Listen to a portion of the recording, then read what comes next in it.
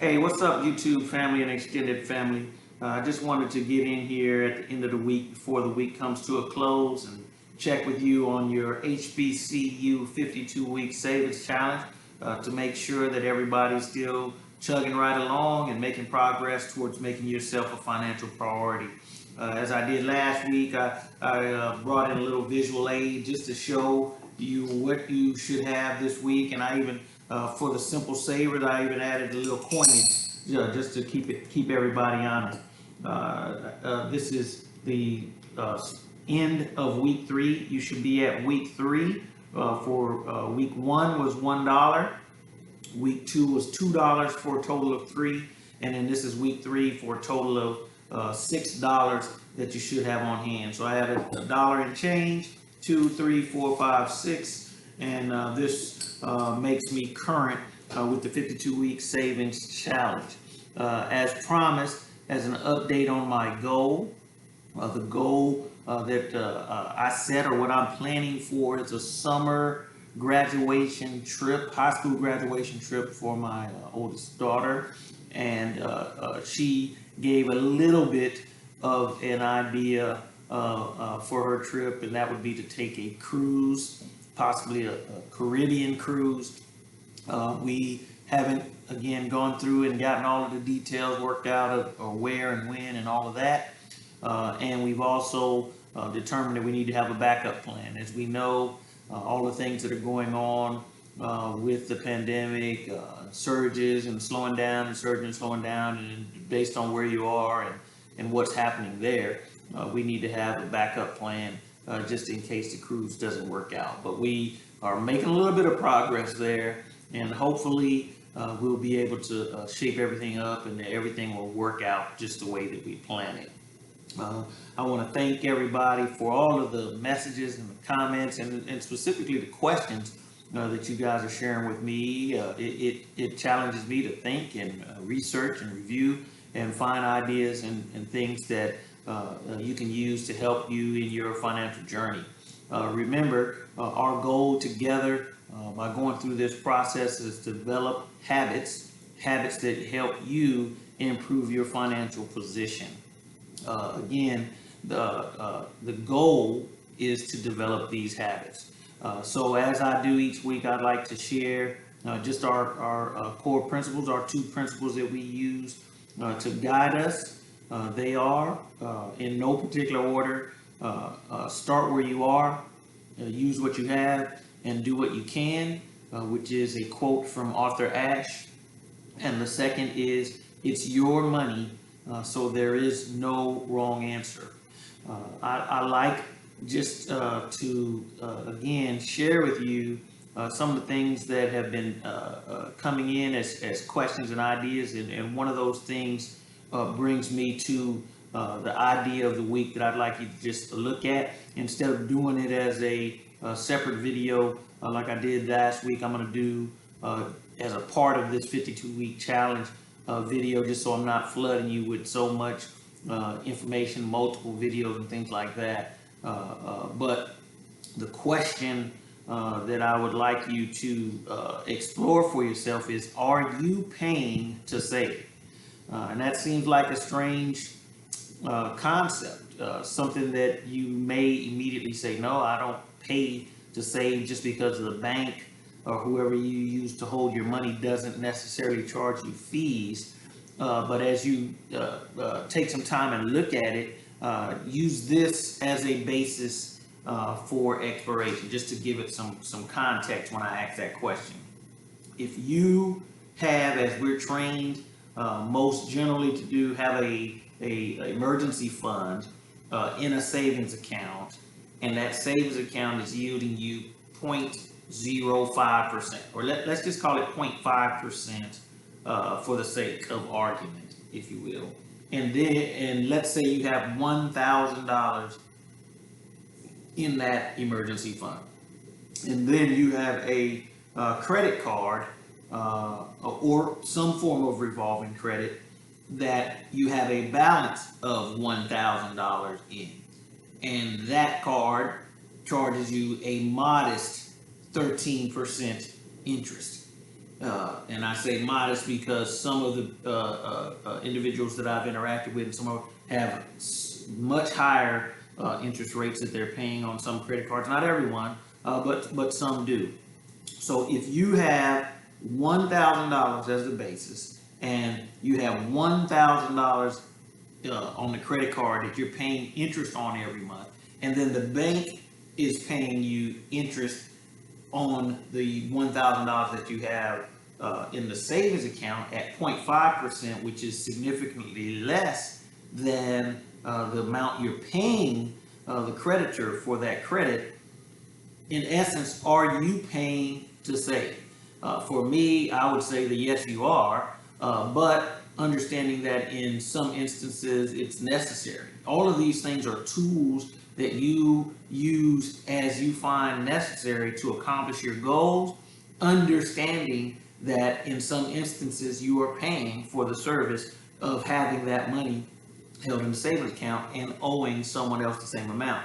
For me personally, I chose that this emergency fund concept and that everyone talks about. You can use credit to do that. Now, I'm not encouraging you or telling you to do that because everyone functions differently and everyone manages their resources differently. But for me, the way that I do business, if I'm going to pay for something, 9 times out of 10, the mechanism that I'm going to use to pay that is a credit card. So if I'm going to use a credit card, as long as I maintain the available balance on that credit that I would use to cover the emergency, the same amount that I'm maintaining in the fund, it serves the same purpose. So again, I don't advocate anyone to take one position or the other. I just encourage you to evaluate how you are using your money and if that is the way that you believe is the best for you at this time. All right. So if you are using that example and for $1,000, you may be paying $80, $90 a month in finance charges for that credit that you have, and the bank is probably paying you $3 or less in interest for the amount of money that you have, maybe 3 cents as I think about it more. So if you were to take the $1,000 from the savings account and pay off the credit card, if you have the discipline and if you are prepared to maintain that available balance on your credit card, you would save yourself $70, $80, whatever the amount is that you're paying per month. That you have the ability to use those resources and put it into your portfolio to do what you think is best. Pay down other debts, save it, etc. And that's really what I do. I use revolving debt and try to pay it off every month. I was shared with by another friend many years ago that if you pay off the debt on a credit card on a monthly basis, that you don't pay these finance charges and interest. And I didn't know it at the time, and I was using my check card every month. Every activity I would use check card, because I didn't want to overspend. And it took a little while to adjust my discipline so that even though now I'm using a credit card that may have a greater available balance than the amount of money that I was bringing in every month, as long as I stayed in that same relevant range, I could just simply take the money that I was using from the check card and make that as a payment to the credit card at the end of the month. And normally now I make 3 payments to the credit card throughout the month. Just as the charges hit and the funds are available, I just go ahead and pay those off. And he was absolutely correct that I end up with no interest and no finance charges on those transactions. The even extra benefit for me was that since I'm military, the credit card that I have earns points, and some of those things I know are available to everyone through different banking systems, but I get points for using my credit card, and now those points can turn into cash, they can turn into gift cards, they can turn into different things, all because I'm using my credit card for a regular transaction. So I encourage you to take a little bit of time, look at how much money you're holding in your emergency fund, what that banking institution or whoever you're using is paying you for those funds, and then what debt or credit that you have out there and what the balance is, and is it risk reward, is it worth it to maintain that money just sitting in a savings account. Again, it comes back to your goal, what you're trying to accomplish, and then what works best for you at this time. It's okay for goals to change. It's okay for approaches to meeting those goals to change. And hopefully through this process together, we look at what we're doing and we pay attention to those choices that we're making and how they impact us financially.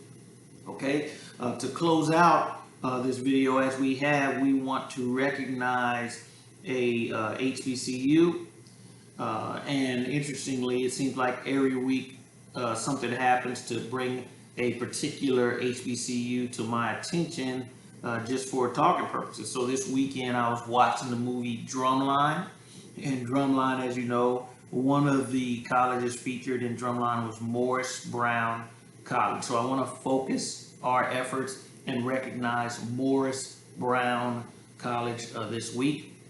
I will have a link to Morris Brown in the information below.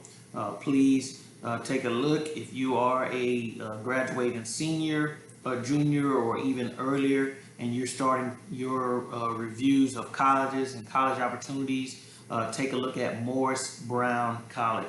So Morris Brown is a campus that I have not visited, and so I am working in the background trying to outline how I will visit and when I will visit some of these colleges.